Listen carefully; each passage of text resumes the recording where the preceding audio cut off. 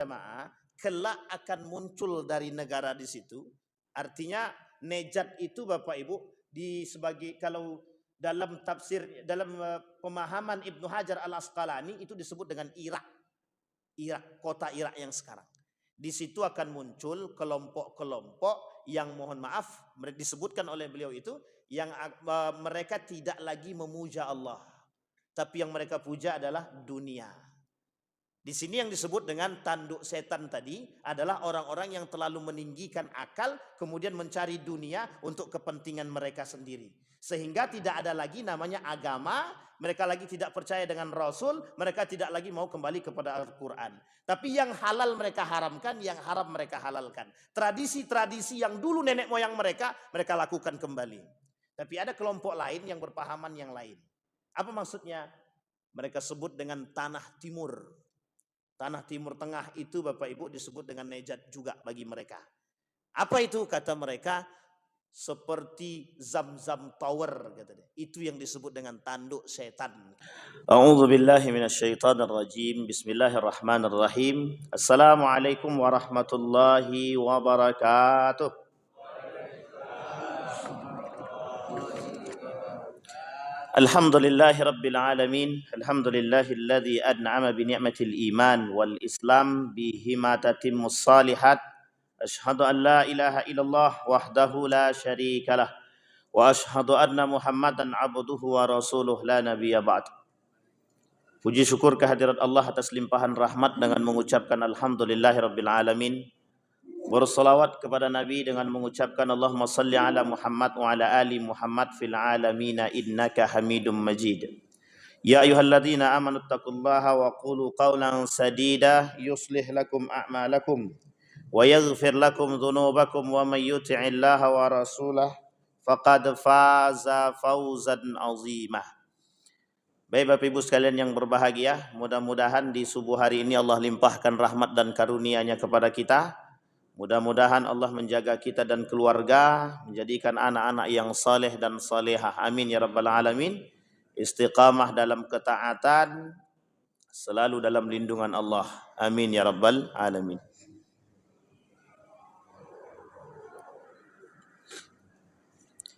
Bapak Ibu sekalian yang berbahagia, di subuh hari ini kita akan coba mengkaji bersama, belajar bersama hadis-hadis Nabi yang terkait tentang al-ahadis al-fitan, hadis-hadis tanda datangnya akhir zaman, lebih tepatnya hadis-hadis fitnah akhir zaman. Artinya fitnah akhir zaman itu adalah kejadian-kejadian, cobaan-cobaan, ujian-ujian yang akan dihadapi oleh umat manusia, terkhusus orang-orang yang beriman di akhir zaman. Dalam kitab yang mengartikan tentang fitan di dalam Al-Quran itu setidaknya ada 5 makna tentang arti fitnah itu. Setidaknya ada 5 makna. Yang pertama ada ujian. Dia ada fitnah dalam berbagai macam persoalan yang disebut dengan ujian, cobaan. Kemudian ada ujian, ada yang disebut dengan ujian dalam kehidupan, ujian dalam agama, ujian dalam berbagai macam persoalan. Tapi kemudian para ulama juga mengatakan yang disebut dengan fitnah itu ya memang tipu daya. Ada juga yang mengatakan bahwa itu artinya tipu daya. Apa yang dimaksud dengan tipu daya? Jadi sesuatu yang terjadi di dunia ini yang kemudian menimbulkan perkara atau perselisihan, juga disebut dengan fitnah. Kemudian sebab-sebab juga diartikan sebagai fitnah. Sebab terjadinya sesuatu misalkan, itu juga disebut dengan fitnah. Kita ambil contoh misalkan sebab terjadinya Karbala misalnya, juga disebut dengan fitnah. Sebab munculnya perkara dan kemaksiatan dan kemungkaran di Nejat juga bagian daripada fitnah. Artinya fitnah di sini itu berkenaan dengan ujian, cobaan, sebab kejadian-kejadian. Nah, di subuh hari ini kita akan coba, dulu kami pernah sampaikan kalau tak salah di masjid ini juga, 260 lebih hadis yang berbicara tentang tanda-tanda fitnah akhir zaman itu. Banyak sekali hadis-hadisnya. Tapi ada sebagian hadis yang dhaif, ada lagi sebagiannya yang kuat, yang sahih. Tapi ada juga hadis-hadis itu yang kemudian dinukil oleh para ulama itu, tapi bukan hadis. Tapi ada orang-orang yang memiliki kepentingan kemudian hadis tersebut sebenarnya bukan hadis, tapi disebut dengan hadis palsu, atau bisa jadi itu qaulus sahabi atau qaulut tabi'i atau qaulul ulama yang kemudian disandarkan kepada baginda Nabi Muhammad SAW. Kalau dia dari qaulus sahabi atau perkataan sahabat, sekalipun perkataan sahabat dia mauquf, cuman sampai pada sahabat tapi tak sampai pada Nabi, bisa saja derajat hadis itu 3, sahih, hasan, dhaif. Tapi kemudian kalau dirafa'kan kepada Nabi, marfu' jadinya, atau hadisnya hadis marfu', bisa juga sama. Bisa hadis itu sahih, bisa hadis itu hasan, bisa juga hadis itu dhaif. Tergantung siapa yang meriwayatkan hadis tersebut. Kenapa kok hadis para sahabat, perkataan para sahabat bisa disandarkan kepada Nabi? Karena apa yang dilakukan oleh para sahabat rata-rata semua apa yang dilakukan oleh Nabi, karena kiblatnya Nabi. Tapi tabi'in juga begitu. Tabi'in menyandarkan perkataan mereka kepada para sahabat. Para sahabat menyandarkan perkataannya kepada baginda Nabi Muhammad SAW. Tapi derajat kekuatannya itu jauh lebih kuat daripada qaulus sahabi ketimbang daripada perkataan para tabi' atau tabi'in. Kalau bahasa lain disebut dengan salafus saleh. Salafus saleh. Nah, di subuh hari ini saya ingin angkat ada beberapa hadis. Karena hadisnya banyak, kita pilih saja. Kita pilih beberapa hadis. Yang pertama, kata Nabi, nanti akan hilang 3 perkara di akhir zaman. Sayati alaikum zamanun la yakunu fihi thalatha khisalin. Nanti akan datang satu masa, di masa itu tidak ada 3 perkara. Sebenarnya bahasanya bukan tidak ada, tapi lebih tepatnya mengatakan akan sulit Anda temukan 3 perkara. Yang pertama, dirhamun halal. Dirhamun halal artinya harta yang halal. Dirham di sini bahasa kiasan. Bahasa kiasan itu artinya dikiaskan, jadi dunia ini itu dikiaskan kepada harta karena sesuatu itu butuh duit. Ini kalau bahasa orang kita namanya tak ada duit tak hidup. Nah, ini bahasa yang merusak akidah. Jadi kalau ada yang ngomong kayak gini, ini sedang merusak akidah dia. Tak ada duit tak akan hidup. Kalau tak ada duit kita tidak bisa berbuat apa-apa. Itu tandanya sedang merusak akidah. Kenapa? Karena dia sudah menafikan keberadaan Allah. Dia tidak percaya kalau Allah itu ada. Misal. Ada ketua masjid bilang begini, gimana kita mau buat kegiatan masjid? Orang kita tidak ada duit. Berarti kegiatan itu bisa ada kalau ada duit. Sekarang pertanyaannya, kalau tak ada duit tak ada kegiatan. Betul apa salah? Hati-hati. Kalau kita meyakini bahwa tidak ada duit, tidak ada gerakan, berarti rusak akidah kita sekarang. Bisa jadi kegiatan itu berjalan baru datang duit, itu bisa jadi. Jangan percaya bahwa duit itu yang menjalankan sesuatu. Nah, kehidupan saat ini begitu. Kepercayaan manusia, ketika manusia mengangkat akal terlalu tinggi, itu dia. Jadi gini Bapak Ibu, kalau kita kembali kepada sejarah, dulu ada perdebatan 2 para ulama besar. Imam Al-Ghazali dan Imam Ibnu Rusdi. Pernah dengar nama Ibnu Rusdi, Pak? Bu, pernah dengar, Bu? Jangan dengarnya Sule aja, Bu. Sule, Andre, itu Sri Sultan namanya. Apa maksudnya apa perdebatan para ulama tadi? Dulu ada namanya Imam Al-Ghazali. Imam Al-Ghazali ini yang punya kitab Ihya Ulumuddin. Tahu ya Bapak Ibu ya? Sebenarnya banyak buku beliau. Ada Munqiz Minad Dalal, ada Asrarus Salat atau Asrarus Zakat dan lain sebagainya. Beliau pernah menuliskan satu buku judulnya At-Tahafut Al-Falasifah. Apa maksudnya? Beliau dulu pernah membantah tulisannya atau ilmu filsafat yang dikemukakan ketika itu, bapak daripada ilmu filsafat ketika itu Ibnu Rusdi. Apa kata dia? Kelak, kata Imam Al-Ghazali, orang-orang yang mempelajari filsafat ini, ilmu ini, itu orang-orang yang cenderung akan meninggikan akal. Kalau bahasa lainnya, kelompok itu muncul saat ini disebut dengan rasionalisme. Kelompok apa Bapak Ibu?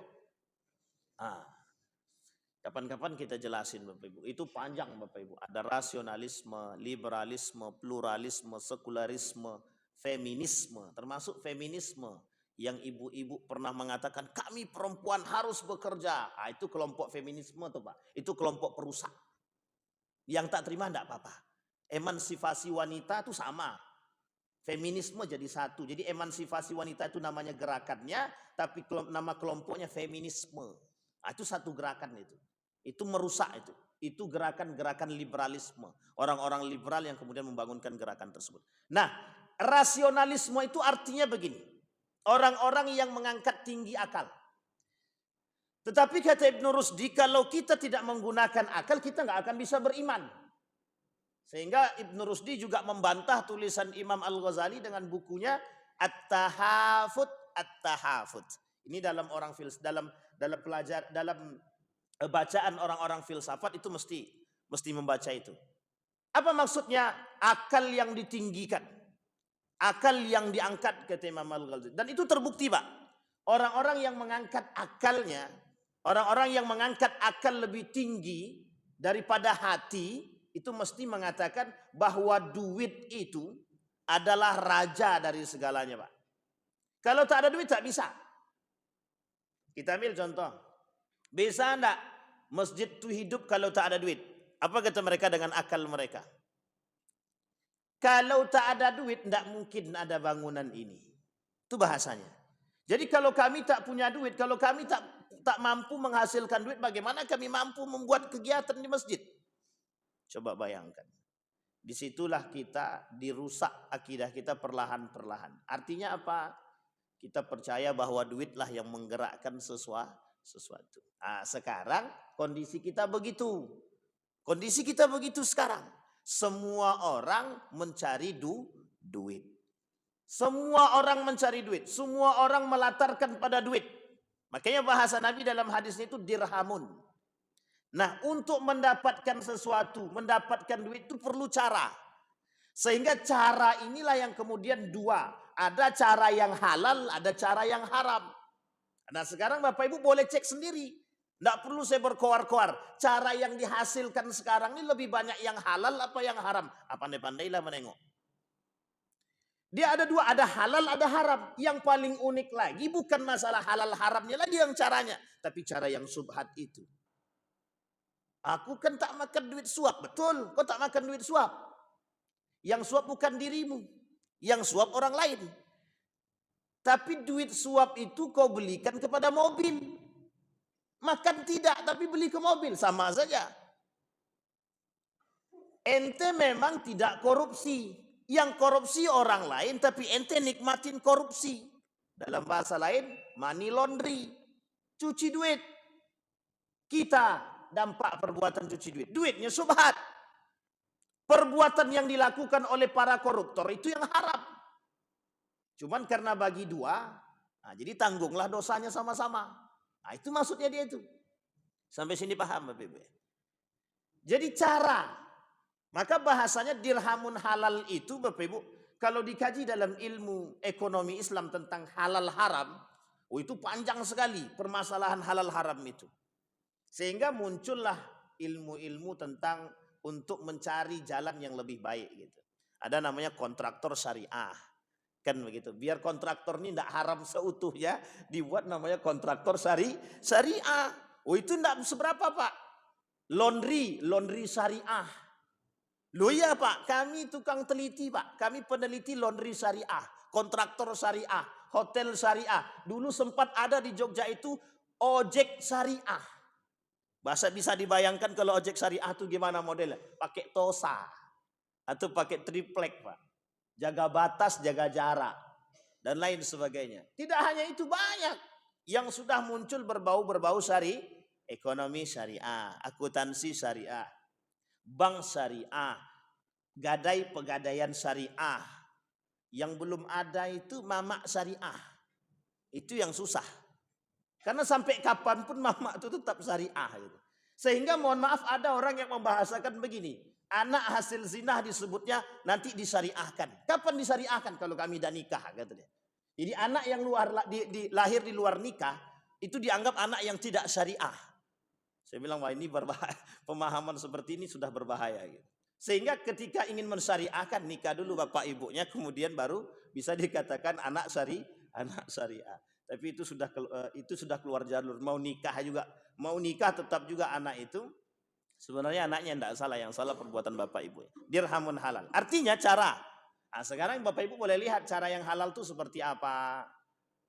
Orang dengan riba sudah biasa kan, sudah terbiasa, apalagi sekarang.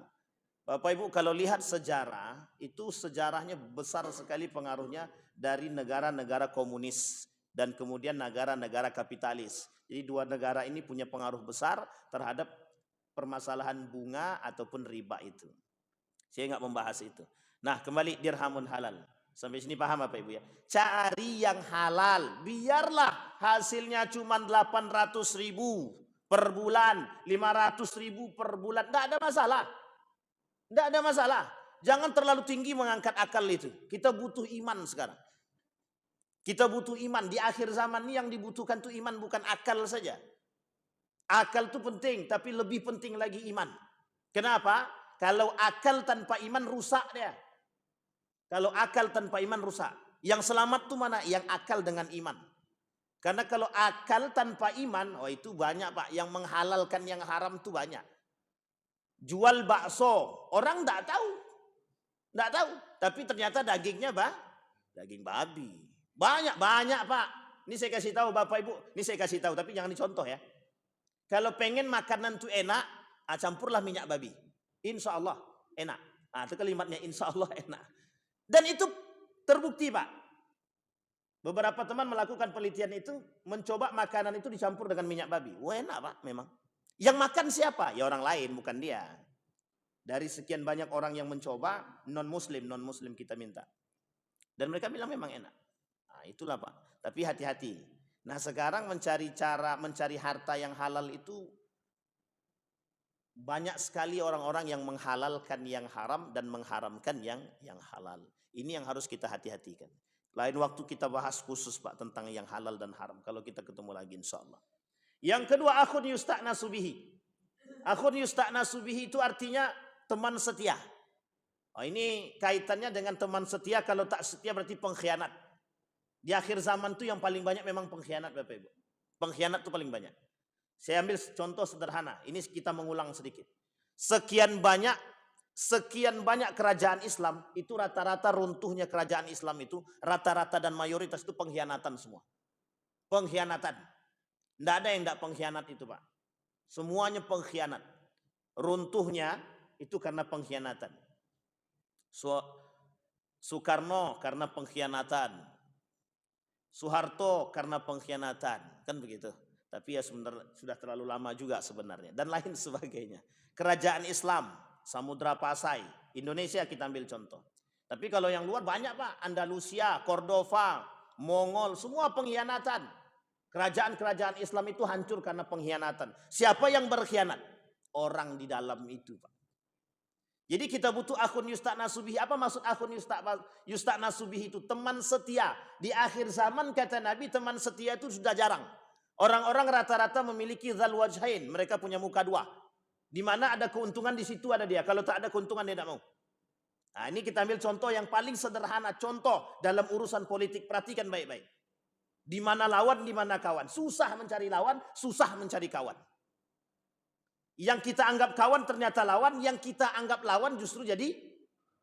Nah, itu Pak. Karena apa? Karena menghalalkan yang haram, mengharamkan yang halal. Menyalahkan yang betul, membetulkan yang salah. Itu mesti begitu Pak. Maka bahasa yang muncul, udah dimaklumi aja namanya aja politik. Nggak bisa dimaklumi Pak. Bahasa ini yang kita tidak terima. Kenapa saya katakan tidak terima? Tidak bisa sesuatu yang salah itu dimaklumi, tak bisa. Jangan memaklumi sesuatu yang salah. Membenarkan yang salah, oh maklumi saja dalam dunia politik. Tidak bisa. Dunia politik harus sesuai dengan jalan syariat. Sekalipun politik. Tapi kan di dalam politik banyak tipu daya, susah. Betul. Setidaknya kita berusaha. Itu yang paling penting. Sampai sini paham Pak Ibu ya. Nah, kalau kita mengkaitkan tentang pengkhianatan, ya Rab, banyak. Kata Allah, jangan kalian berkhianat kepadaku dan Rasul. Rata-rata pengkhianat itu memang mengkhianati Allah dan Rasulnya. Kenapa? Ingkar janji, pengkhianat. Orang-orang yang tidak menepati, orang-orang yang tidak menjalankan amanah, pengkhianat. Orang-orang yang tak sejalan dengan agama, pengkhianat. Orang-orang yang mengingkari agama, pengkhianat. Orang-orang yang berkata tapi tak menjalankan, pengkhianat. Kaum munafik, pengkhianat. Orang fasik dikategorikan juga. Nah, ini yang berat Pak. Duduk barang begini, itu kita tidak tahu mana pengkhianat itu. Sehingga mohon maaf, Snowhorgen itu bisa masuk ke dalam Samudra Pasai, kerajaan Samudra Pasai. Itu bukan karena ucuk-ucuk masuk, enggak. Dia belajar Islam dulu, dia bersahadat dulu. Setelah dia bersahadat, dia pelajari Islam. Dia pergi ke Mekah dulu. Sampai di Mekah dia hafal Quran, dia pintar bahasa Arab, dia hafal hadis. Balik ke Indonesia, dia masuk ke kerajaan Samudra Pasai. Menikah dengan salah satu anggota kerajaan. Setelah menikah di sana, disitulah kemudian dia bisa memborbardir Islam yang ada di tanah Aceh. Hanya satu-satunya manusia. Setelah tahu kehancuran kerajaan Samudra Pasai, keluar dia. Balik dia ke Jawa Barat. Sampailah mati, tidak tahu. Entahkah mati di situ ataupun di Belanda, kita nggak tahu. Sampai sini paham Pak ya? Pengkhianatan Pak. Ali mati karena pengkhianatan. Meninggalnya Ali itu karena pengkhianatan. Utsman meninggal karena pengkhianatan. Coba bayangkan, pengkhianatan semua yang mereka lakukan. Tidak ada yang tidak pengkhianatan. Utsman ibn Affan pengkhianatan, Ali pengkhianatan, Hasan pengkhianat, Husain pengkhianat.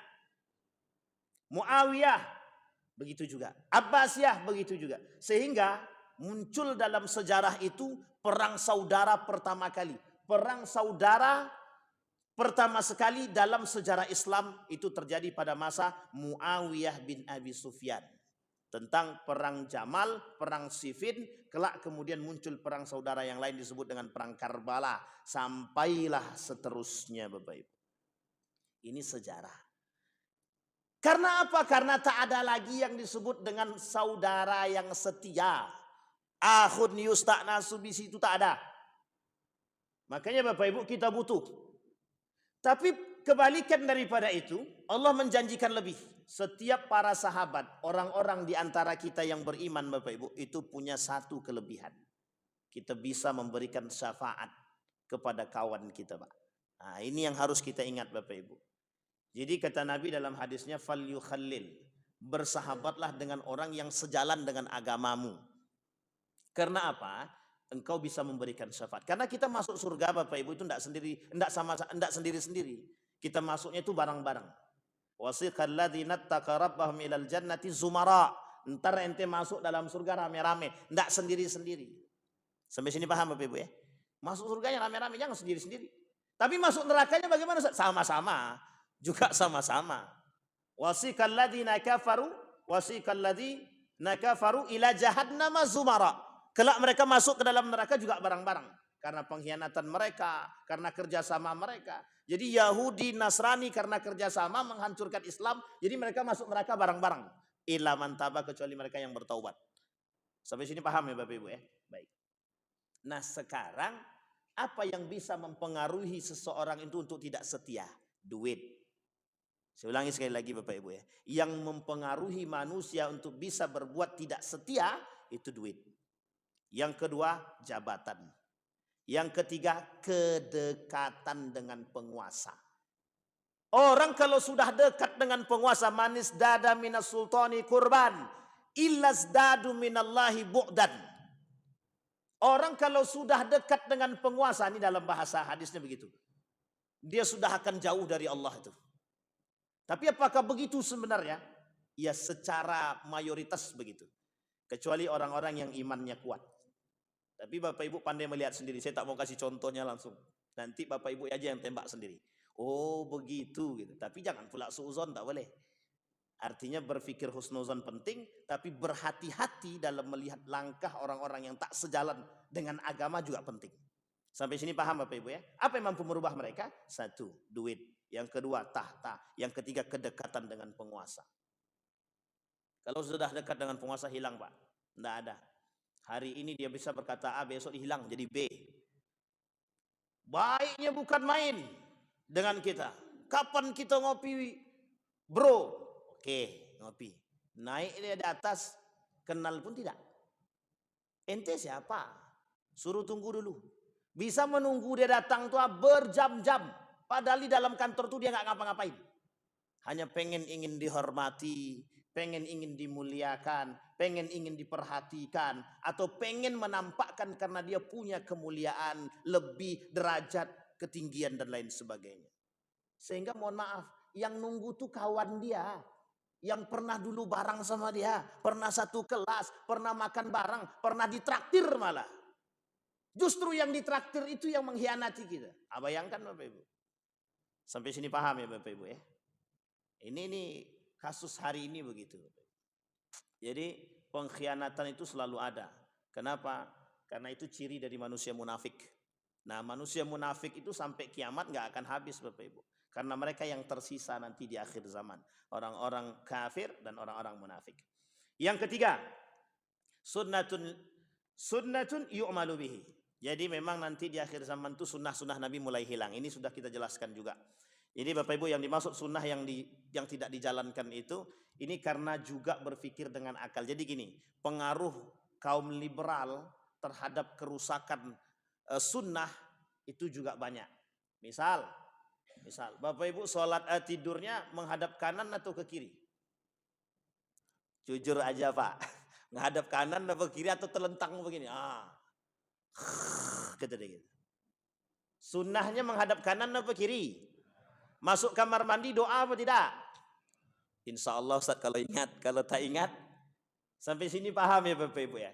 Nanti Bapak Ibu akan muncul bahasa-bahasa yang dari kaum-kaum yang tak suka dengan sunnah Nabi itu apa kata mereka? Asal yang penting tidur. Sampai sini paham ya Bapak Ibu. Ini kalimat ini dengarin baik-baik. Yang penting tidur. Mau doa kek, mau tidak kek, mau menghadap ke kanan kek, mau menghadap ke kiri kek, terserah, yang penting tidur. Minum berdiri apa duduk? Yang penting minum. Kan ada juga hadis minum berdiri. Sampai sini paham ya? Ini bahasa yang sederhana. Artinya ini bahasa-bahasa yang meremehkan sunnah namanya. Ini jangan ada yang tersinggung. Jenggot. Sunnah Pak, pakai jenggot itu sunnah. Kalau yang tak ada jenggot bagaimana? Tak usah dipaksakan juga. Tak usah dikikis-kikis begini. Karena ada orang yang mengikis, salah lagi tak muncul jenggotnya. Tidak dikikisnya begini doang. Nah, artinya kalau yang sudah ada jenggotnya, jagalah jenggotnya. Kalau peliharalah jenggot itu. Tapi kalau tidak punya jenggot, mohon maaf, ya mungkin karena hormon dan lain sebagainya, ya nggak usah dipaksakan harus pakai minyak dan lain sebagainya. Nggak usah juga. Sampai sini paham Pak? Apa sunnah yang lain? Yang diremehkan banyak Pak. Banyak sunnah-sunnah Nabi yang diremehkan tuh banyak. Bangun tidur langsung ke kamar mandi atau ngapain dulu? Doa dulu. Nah, sebelum doa ada enggak sunnah lagi? Ada Pak. Sebelum sholat, bangun dari tidur itu sunnahnya berdiam diri dulu. Berdiam diri. Ngapain berdiam diri? Tengok dulu mata tuh. Dikucek-kucek dulu mata, kalau taik matanya besar, hilangkan dulu. Begitu iya. Kemudian setelah itu baru berdoa. Setelah berdoa ke kamar mandi dulu. Di kamar mandi jangan langsung wudhu dulu, cuci tangan dulu. Banyak kalau mau bicara tentang sunnah itu. Itu nanti tidak akan di akhir zaman sudah tidak ada. Sudah mulai tidak ada. Orang pakai jubah dipandang salah. Kalau dulu begitu Pak. Nih saya kasih contoh dan real. Masuk saya ke masjid, salah satu masjid di Yogyakarta. Saya sebut aja lah. Masuk Masjid UIN, Universitas Islam Negeri Yogyakarta. Setelah kita masuk, kita pakai kain sarung. Sholatnya pakai kain sarung nih. Apa kata mereka? Ada kaum-kaum liberal di situ. Banyak. Apa kata dia? Ini mau sholat Jumat atau mau ngapain nanti? Kata dia. Jadi asing bagi mereka kalau kita sholat pakai kain sarung atau pakai jubah. Yang benar itu ya sholat pakai celana. Kalau pakai peci, ya termasuk asing juga. Biasa aja lah, enggak usah pakai peci lagi, biasa aja lah biar nampak. Begitulah katanya. Jadi kalau orang dipakai peci itu disebut sok alim, sok suci. Pakai jubah begitu Pak bahasanya. Itu tahun 2010. Karena di Jogja itu ada namanya kelompok liberal. Ada kumpulan-kumpulan kelompok. Jadi di Jogja itu banyak Bapak Ibu. Ada kumpulan kelompok liberal, ada kumpulan kelompok kaum Syiah. Itu ada. Rausan Fikr itu Syiah. Kemudian teman-teman liberal. Ada lagi orang-orang yang kemudian satu kelompok lagi Mizan namanya. Ini bukan percetakan ya, tapi nama kelompoknya Mizan. Itu orang-orang yang ingin memunculkan metode pengambilan hukum yang baru. Pokoknya banyak lah Bapak Ibu. Ada namanya pesantren waria. Jadi kalau pengen masuk sana pergilah. Ada pesantren waria.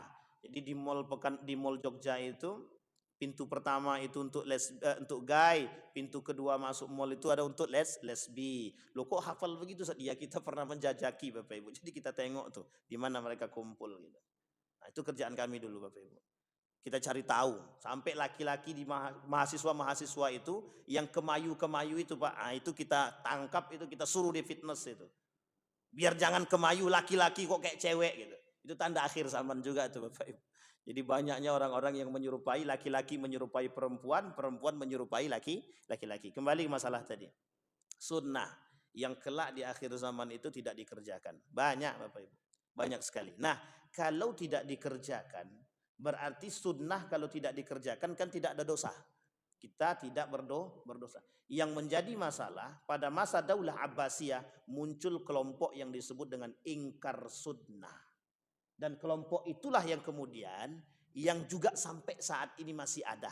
Orang-orang yang berusaha menghilangkan sunnah, pada hakikatnya mereka benci dengan sunnah. Sampai sini paham Bapak Ibu? Jangan ada yang tersinggung. Baik, nah itu satu hadis. Baru satu hadis. Dan kita tidak perincikan secara detail. Karena banyak hadis-hadis yang berkaitan tentang fitnah akhir zaman. Nah, kemudian kata Nabi dalam hadis yang lain, kata Nabi, ada permasalahan yang disebut begitu indahnya Bapak Ibu bahasa ini. Disebut kata para ulama begini. Kata Nabi begini. Allahumma barik lana fi syamina. Ya Allah, kata Nabi, berikanlah keberkahan kepada negeri Syam. Yang kedua, Allahumma barik lana fi yamanina. Berikanlah ya Allah keberkahan kepada negeri Yaman. Kemudian sahabat tanya, ya Rasulullah, wa fi najdina, apakah di Najd juga begitu? Kata sahabat. Kata Nabi ulang lagi, Allahumma barik lana fi syamina wa fi yamanina. Sahabat nanya lagi, gimana kalau di Najd ya Nabi?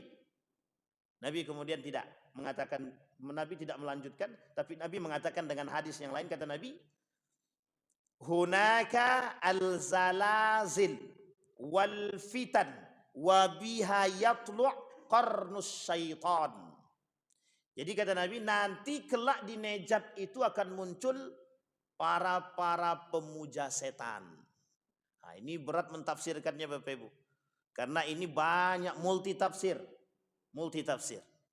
Kalau dari kalangan teman-teman salafi berpahamkan begini. Yang dimaksud dengan munculnya nanti kornus syayatin itu atau kornus syaiton itu, sebagian golongan mengatakan itu munculnya orang-orang yang berasal dari daerah Najd itu tadi, orang-orang yang memuja setan. Maksud memuja setan ini tidak bahasa betulan, tapi bahasa kiasan. Artinya seperti kejadian-kejadian yang terjadi oleh ahlul Kufah. Tahu ya Kufah Bapak Ibu ya? Kufah itu Irak.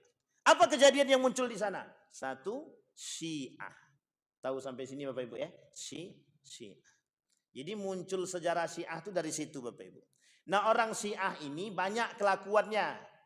Kelakuan Syiah itu apa? Salah satunya Imam 12. Membenci para sahabat. Inilah yang disebut oleh mereka muncul golongan-golongan pemuda-pemuda, orang-orang masyarakat yang kemudian mohon maaf mengagungkan tradisi-tradisi yang tidak baik. Tradisi Karbala, tradisi pukul badan, imam 12. Kalau tidak ada imam 12, mereka nggak akan percaya selain daripada imam 12. Tak ada yang mereka percayai selain daripada nabi yang maksum. Mereka punya 12 lagi, 12 imam yang maksum. Sampai sini paham Bapak Ibu? Sampai azan mereka pun sudah ada namanya asyhadu anna aliyah. Sampai sini paham ya Bapak Ibu ya? Jadi azan mereka itu ditambah dengan Ali, saking mereka memuja Ali. Artinya apa kata mereka? Akan ada kelompok-kelompok tertentu yang akan memuja manusia lebih daripada sang pencipta. Nah, kalau bahasa mereka begitu. Tapi ada bahasa lain Bapak Ibu. Ini banyak multi tafsir. Saya sampaikan dulu tafsir-tafsir yang lain. Dalam tafsiran yang lain mengatakan akan muncul di Najd itu orang-orang yang merusak. Yang disebut dengan Muhammad bin Abdul Wahab. Atau bahasa lainnya Wahabi. Tapi ini bahasa multi tafsir. Jangan salah paham. Tadi sudah dari kalangan teman-teman salafi. Kemudian kalangan orang-orang yang ingin merusak juga sama. Pemahaman mereka demikian. Muncul nanti di Najd itu namanya Muhammad bin Abdul Wahab, salah satu contoh. Kenapa? Siapa dia? Yang memunculkan satu kelompok yang disebut dengan Wahabi. Sampai di sini paham Bapak Ibu. Tapi kemudian ada pemahaman lain dari Ahlus Sunnah wal Jamaah.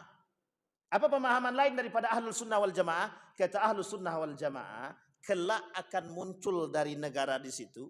Artinya Najd itu Bapak Ibu kalau dalam tafsir, dalam pemahaman Ibnu Hajar Al-Asqalani itu disebut dengan Irak. Kota Irak yang sekarang. Di situ akan muncul kelompok-kelompok yang mohon maaf disebutkan oleh beliau itu yang mereka tidak lagi memuja Allah, tapi yang mereka puja adalah dunia. Di sini yang disebut dengan tanduk setan tadi adalah orang-orang yang terlalu meninggikan akal kemudian mencari dunia untuk kepentingan mereka sendiri. Sehingga tidak ada lagi namanya agama, mereka lagi tidak percaya dengan Rasul, mereka tidak lagi mau kembali kepada Al-Quran. Tapi yang halal mereka haramkan, yang haram mereka halalkan. Tradisi-tradisi yang dulu nenek moyang mereka lakukan kembali. Tapi ada kelompok lain yang berpahaman yang lain. Apa maksudnya? Mereka sebut dengan tanah timur. Tanah timur tengah itu Bapak Ibu disebut dengan Najd juga bagi mereka. Apa itu? Kata mereka seperti Zam-Zam Tower kata dia. Itu yang disebut dengan tanduk setan kata dia. Nah, jadi ada 4 pemahaman Bapak Ibu yang saya utarakan. Kalau saya berpandangan pada pandangan yang ketiga, Ahlus Sunnah wal Jamaah, dan tak jauh berbeda sebenarnya dengan pandangan yang pertama. Artinya apa? Dulu Karbala muncul dari kelompok tersebut Bapak Ibu. Ali bin Abi Thalib itu dikhianati oleh orang Ahlul Kufah. Kufah itu Irak sekarang. Saking pengkhianatnya mereka kepada Ali, mereka yang menginginkan Ali berdamai dengan kelompok Muawiyah, mereka juga yang keluar dari barisan Ali, yang kelak kelompok tersebut disebut dengan Khawarij. Sampai sini paham Bapak Ibu? Jadi yang muncul 2 kelompok ketika itu. Ali berperang dengan Muawiyah masih jadi satu kelompok. Selesai berperang dengan Muawiyah dalam perang Siffin, balik mereka terpecah jadi 2. Satu pengikut Ali yang kelak disebut dengan Syiah. Mereka sendiri yang menamakan Syiah, tapi Ali tidak menamakan Syiah. Yang kedua kelompok yang keluar dari barisan Ali yang disebut dengan Khawarij. Siapa mereka? Dari situ semua Pak, dari Ahlul Kufah semua. Siapa Ahlul Kufah tadi? Ahlul Iraq. Orang-orang Irak. Apa yang muncul? Khawarij. Kurang ajar apa Khawarij itu? Hancur Pak. Khawarij itulah yang melakukan kehancuran sampai saat ini Bapak Ibu. Saat ini disebut dengan Neo Khawarij. Teror Khawarij itu. Dan masih banyak contoh-contoh yang lain. Ada namanya NII, itu juga Khawarij itu. Negara Islam Indonesia. DII, Daulah Islam Indonesia. Juga sama. Orang-orang yang menganggap dirinya paling benar, orang-orang yang menganggap orang lain kafir, orang yang menganggap bahwa diri dia tak sejalan dengan agama Islam yang lain, itu Khawarij namanya. Secara sifat, secara karakter. Karena mereka karakter orang Khawarij itu, kalau tak sejalan dengan mereka harus bunuh. DII dulu begitu Bapak Ibu. Kalau Bapak Ibu keluar dari Daulah Islam Indonesia, maka mohon maaf Bapak Ibu, itu kita langsung ditembak mati. Langsung ditembak, dibunuh. Sama Khawarij begitu. Saking kejamnya Khawarij itu, Ada seorang sahabat yang sedang berjalan melintasi perbatasan Harura bersama istrinya sedang hamil. Ditanya sama laki-laki tadi, sahabat yang jalan tadi tentang Ali, dijawabnya dengan baik. Ditanya tentang Utsman, dijawabnya dengan baik. Ketika ditanya tentang Ali, dijawabnya dengan baik. Ketika dia tanya tentang tahkim yang dilakukan Ali kepada Muawiyah dalam perang Siffin itu, kemudian dijawab sama dia, Ali lebih tahu daripada Anda. Seketika itu dibunuh, Pak. Perut wanita yang hamil tadi dibedah langsung. Anak dalam janin tadi yang dalam rahim ibunya itu dibunuh di tempat. Itu parahnya kaum Khawarij. Siapa mereka karakternya? Salatnya lebih rajin daripada bapak semua. Baca Qur'annya lebih fasih daripada bapak semua. Hafal Qur'an dia, lebih hafal dia daripada kita Bapak Ibu. Tapi mereka itu orang-orang pinggiran ahlu Kufah tadi Pak. Yang berada di pinggir-pinggir Kufah, yang tadi keluar dari barisan Ali, mereka keliling sekelilingnya Kufah tadi, mereka cari Bapak Ibu. Orang-orang awam yang ada di sekeliling-sekeliling tadi untuk bisa ikut mereka. Setelah banyak pengikutnya 12 ribuan lebih, mereka kemudian membuat satu kelompok disebut dengan Khawarij tadi. Mereka kemudian menyerang. Siapa yang diserang? Aisyah, Ali bin Abi Thalib, Muawiyah, dan sahabat-sahabat Nabi yang lain. Kenapa? Karena tak sejalan dengan mereka. Kenapa? Karena mereka bertahkim selain daripada Quran. Maka kelompok Ali, Muawiyah, Aisyah, Zubair bin Awam, Abdullah bin Zubair, Abdullah bin Umar, dan lain sebagainya. Semuanya bagi mereka kafir. Jadi kalau ada kelompok-kelompok takfiri hari ini Bapak Ibu itu perlu dicurigakan. Sampai sini paham Bapak Ibu? Tidak ada Bapak Ibu. Man kafara fahuwa kafir. Agama mengatakan yang mengkafirkan orang dia kafir. Itu sudah mutlak, tidak bisa diganggu-gugat. Sampai sini paham Bapak Ibu? Baik. Nah, apa pemahaman hadis yang tadi? Di Irak itu muncul Bapak Ibu. Satu tadi sudah kita sampaikan. Karbala, pengkhianatan yang dilakukan ahlu Kufah kepada Al-Husain. Ahlu Kufah mengirim surat kepada Husain dalam tragedi Karbala. Sekian banyak para kabilah mengirim surat, lebih dari 500 surat, meminta Al-Husain untuk datang ke Kufah untuk memberontak kepada Yazid bin Muawiyah. Disetujui Pak. Disetujui oleh Al-Husain. Datang di perbatasan, dihabisi Al-Husain di Karbala. Siapa yang pengkhianatnya? Ahlu Kufah. Setelah pengkhianatan mereka terhadap Husain, mereka juga yang kemudian memunculkan tradisi yang disebut dengan pukul badan tragedi Karbala. Sampai di sini paham Bapak Ibu? Apa maksudnya? Mereka lakukan tipu daya. Apa tipu dayanya? Pengkhianatan. Apa pengkhianatannya? Mereka yang merusak, mereka yang berkhianat kepada Al-Husain, mereka juga yang bersedih di tanah Karbala. Ya Allah, maafkanlah Al-Husain. Ya Allah, berkahilah Al-Husain. Ya Allah, laknatlah orang-orang yang membunuh Al-Husain. Pembunuh Al-Husain siapa? Ahlu Kufah juga. Itu kurang ajarnya Pak. Pengkhianatan terhadap Al-Hasan, abangnya Al-Husain, sama Pak, yang meracuni Al-Hasan ahlu Kufah. Kenapa? Karena Al-Hasan ditakutkan akan menjadi khalifah setelah Muawiyah. Dan dibuatlah propaganda Pak. Nah ini sejarah Bapak Ibu. Kalau kayak gini ini sejarah. Di sini kita sudah lihat Bapak Ibu. Nah sekarang apa yang terjadi? Antara Iran dan Irak sama-sama punya satu kelompok yang disebut dengan Syiah. Dan Syiah itu kelompok takiyah. Saya bilang kelompok apa mereka? Syiah itu pengkhianat Bapak Ibu. Kelompok bermuka dua. Kalau Bapak Ibu tanya kepada mereka, mereka akan sampaikan kebenaran. Mereka akan sampaikan kebenaran, tapi mereka di belakang kita melakukan hal yang tidak sesuai dengan syariat Islam. Sampai sini paham Bapak Ibu? Nah ketika kita tanya, kok dia bertanya dengan baik, menyebutkan dengan baik Pak Ustadz? Iya, namanya takiyah namanya. Apa namanya Bapak Ibu? Jadi Syiah itu berat Bapak Ibu. Lebih daripada munafik lagi. Lebih daripada munafik. Kenapa? Karena mereka juga Islam. Mereka juga Islam. Tapi ada juga Syiah yang tidak Islam. Artinya mereka ngakunya kami Syiah. Kami bukan Islam tapi kami Syiah. Itu Syiah tingkat tinggi lah Bapak Ibu. Sampai di sini paham Bapak Ibu? Nah yang disebut dengan tanduk syaitan tadi adalah pemuja setan. Pemuja setan ini adalah bahasa lain kata para ulama itu pemuja dunia. Nah ada juga yang berpahaman bahwa kelompok orang-orang yang kemudian memuja dunia itu disebut juga pemuja setan. Hanya saja diidentikan tempatnya disebut dengan Irak atau Najd tadi. Nabi pernah. Bapak Ibu sekalian yang berbahagia, tetapi tidak semuanya Jadi perpahamnya begini, apakah semua orang Irak itu begitu? Tidak. Sama dengan kita juga. Di Indonesia ada yang baik, ada yang buruk. Di Yaman ada yang baik, ada yang buruk.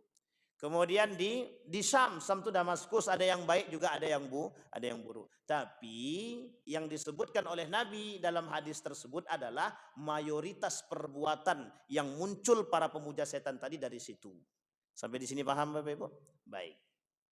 Maka dalam riwayat yang lain Nabi mengatakan tanafusud dunya. Ada orang-orang yang berlomba-lomba mencari dunia. Itu juga bagian daripada disebut dengan bagian daripada pemuja setan. Setan itu punya banyak cara Bapak Ibu agar Bapak Ibu cinta terhadap dunia. Punya banyak cara. Jadi gitu. Jadi kalau ada orang banyak cara dalam mendusta itu dia sedang bermain dengan setan. Ini orang kok kerjanya nipu aja. Ditangkap tak tertangkap. Itu berarti dia sedang menjadi pengikut setan itu Bapak Ibu. Jadi banyak cara yang dia lakukan. Baik. Yang ketiga, zikrul bayan bi anna du'at ilal fitan inda wuqu'iha innama huwa du'atun ilan nari na'udzubillahi minha. Ini agak keras sedikit Bapak Ibu. Kelak di akhir zaman kata Nabi melalui lisannya Hudzaifah ibn Yaman. Kata Hudzaifah ibn Yaman menukil dari perkataan baginda Nabi Muhammad sallallahu alaihi wasallam. Kata Nabi di akhir zaman, saya ambil potongannya saja. Kata Nabi di akhir zaman ada namanya du'atun ila jahannam. Ada dai-dai yang mengajak kepada neraka jahanam. Ini agak susah nak menjelaskan sedikit nih Bapak Ibu. Bahasa lainnya sebenarnya ulama su Bapak Ibu. Dan ini sudah kita beberapa tempat sudah kita bahas tentang ulama su ini Bapak Ibu. Udah ulama su. Ini agak berat mengatakannya. Ulama su itu ulama yang punya perangai yang buruk. Ulama yang kemudian tidak sejalan dengan apa yang dia ucapkan. Ulama cinta dunia. Ulama yang pamer-pamer. Mau pamer harta kek, mau pamer rumah kek, mau pamer apapun silahkan. Kalau ada ulama yang pamer berarti dia sudah cinta dunia itu Bapak Ibu. Itu ulama su itu. Kalau ada ulama lebih penting pula duit daripada pengajian lagi itu lain itu Bapak Ibu. Itu sama itu Bapak Ibu. Maka kata Ustaz Adi Hidayat, ada ulama itu yang seperti air pam. Kalau tak dibayar tak keluar. Itu tidak bisa kita ingkari Bapak Ibu. Memang ada begitu. Cuman kalau kita panjang lebar tentang ulama su ini nanti pasti banyak yang sakit hati nih. Begitu Bapak Ibu. Tapi Bapak Ibu, yang perlu diperhatikan adalah talbisul iblis. Apa maksudnya talbisul iblis? Cara iblis merusak. Cara iblis merusak. Kalau susah lewat pribadi, maka dia akan cari orang lain. Sampai di sini paham Bapak Ibu?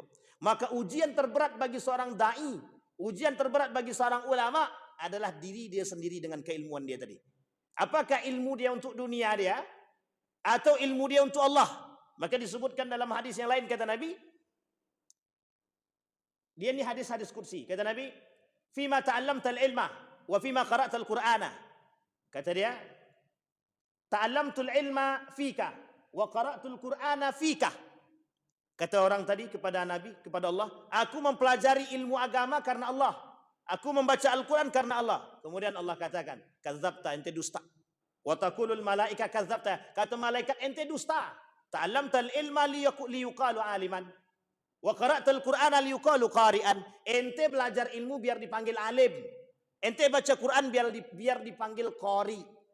Sehingga orang-orang yang tujuannya belajar ilmu biar dipanggil alim, orang-orang yang membaca Quran biar dipanggil qari, mereka inilah yang disebut dengan orang-orang yang kelak ilmu mereka tujukan untuk dunia. Kata Imam Nawawi dalam kitabnya At-Tibyan fi Adab Hamalatil Quran, menukil dari perkataan Nabi, baginda Nabi Muhammad sallallahu alaihi wasallam, kelak akan ada orang-orang yang mempelajari Al-Quran tujuannya untuk dunia. Sama Pak, sama. Dan ini Bapak Ibu masalah kita hari ini.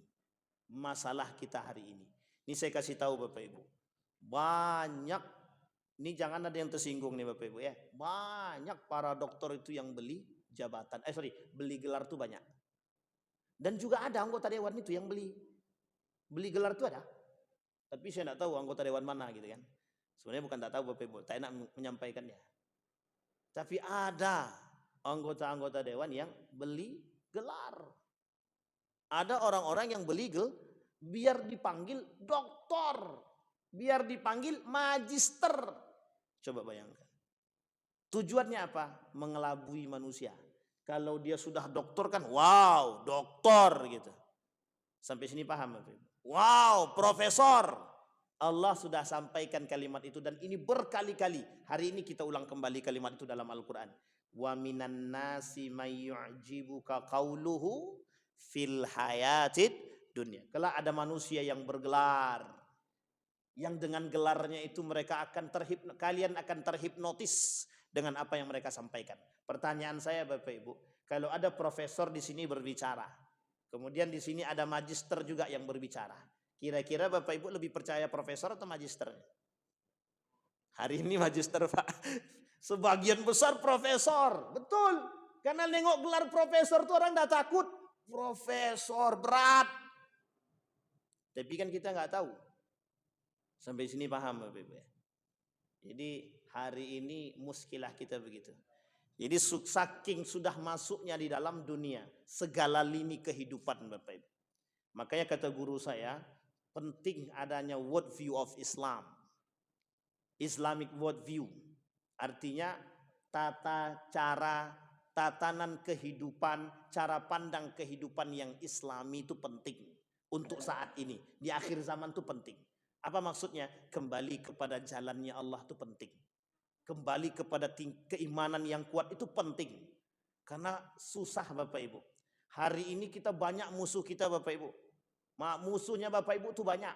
Ada pluralisme, sekulerisme, orang-orang yang menjauhkan nilai agama dari kehidupan politik, kemudian tatanan kehidupan pemerintah. Jangan kau bawa urusan agama dalam ini lagi. Pernah dengar begitu bahasanya? Itulah tuh Pak. Cara-cara mereka ingin menyingkirkan nilai-nilai agama. Ini saya ungkit sebelum kita tutup. Sejarah singkat saja. Jadi Bapak Ibu, tujuan kaum liberal, orang-orang Eropa itu cuman satu tujuannya. Bagaimana caranya menjauhkan nilai agama dari orang-orang Islam itu sendiri. Tidak apa-apa dia berislam silahkan. Tapi mereka tidak menjalankan nilai-nilai agama. Ya sholat sekedar sholat. Tapi mereka nggak tahu nilai sholat itu apa. Puasa sekedar puasa. Tapi mereka nggak tahu nilai puasa itu apa. Zakat ya sekedar zakat. Tapi mereka nggak tahu nilai zakat itu apa. Begitulah kita hari ini Bapak Ibu. Makanya mohon maaf. Kenapa banyak orang penghafal Quran tapi sedikit orang yang bertadabbur dengan Al-Quran. Orang Eropa itu ada namanya ilmuwan Eropa. Pernah dengar ya nama-nama ilmuwan itu Bapak Ibu yang dari barat itu kan banyak Bapak Ibu. Tak perlu disebutkan Bapak Ibu udah tahu semua. Ada namanya Neil Gossam. Neil Gossam itu orang Australia. Dia cuma mempelajari ayat-ayat alam semesta. Masuk Islam gara-gara ayat alam semesta. Kalau kita tidak. Sudah Islam, paham pun tidak ayat semesta itu apa. Itu perbedaan kita Bapak Ibu. Makanya Bapak Ibu kita jangan sekedar belajar Al-Quran. Tapi kita harus bertadabbur dengan Al-Quran. Non-Muslim itu, orientalis itu, dia pelajari Al-Quran. Tujuannya apa? Biar bisa menjadi orang-orang yang mengerti. Awalnya tujuannya biar merusak Islam. Tapi alhamdulillah sebagian di antara mereka ada yang mendapatkan hidayah masuk Islam. Itu yang kita inginkan Pak. Nah kita pengen kokohkan keislaman kita dengan bertadabbur dengan Al-Quran. Karena Al-Quran ini tidak sembarangan. Kata Kunto Wijoyo, itu Al-Quran itu sebagian daripada ilmu. Bahkan yang mengatakan dalam pandangan yang lain, para ulama yang lain itu mengatakan, bahkan di dalam Al-Quran itu ya ilmunya di situ. Sampai di sini paham Bapak Ibu ya. Baik, ada pertanyaan Bapak Ibu sebelum kita tutup? Alhamdulillah kalau tidak ada. Ada pertanyaan Pak? Ibu-ibu? Aman? Kalau tak aman kita cari aman Pak. Kalau kurang aman kita cari keamanan nanti insyaallah. Saya kira tidak ada pertanyaan, mudah-mudahan bermanfaat bagi kita. Sebelum kita tutup mari sama-sama kita berdoa kepada Allah. Semoga apa yang kita sampaikan di subuh hari ini bisa menjadi penerang bagi kita, bisa menjadi panduan bagi kita dalam menjalani kehidupan kita. Setidaknya dari hadis yang pertama kita bacakan tadi, kita jaga diri kita dari perbuatan-perbuatan yang haram, yang bermaksiat kepada Allah. Kita jauhkan diri kita dari perbuatan-perbuatan syubhat. Kita jauhkan diri kita dari perbuatan-perbuatan khianat dan lain sebagainya. Kelak kita insya Allah menjadi orang-orang yang ditunggu oleh Allah di hari akhir nanti. Amin ya Rabbal alamin. Hidup kita tujuannya cuma satu, bagaimana kita bisa ketemu dengan Allah. Yauma liqa Arab, yauma liqa Rabbi. A'udzubillahi minasyaitonir rajim. Bismillahirrahmanirrahim. Alhamdulillahirabbil alamin.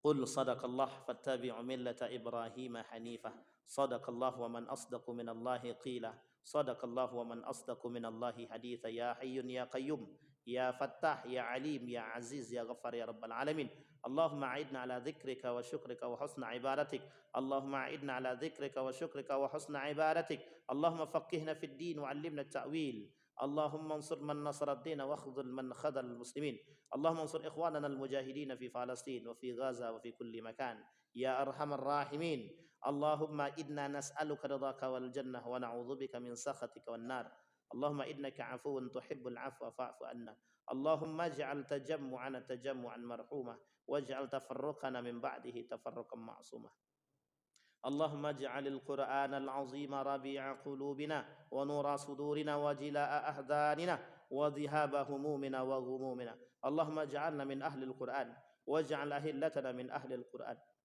الذين نحن خاصتك وأهلك يا أرحم الراحمين ربنا آتنا في الدنيا حسنة وفي الآخرة حسنة وقنا عذاب النار والحمد لله رب العالمين السلام عليكم ورحمة الله وبركاته.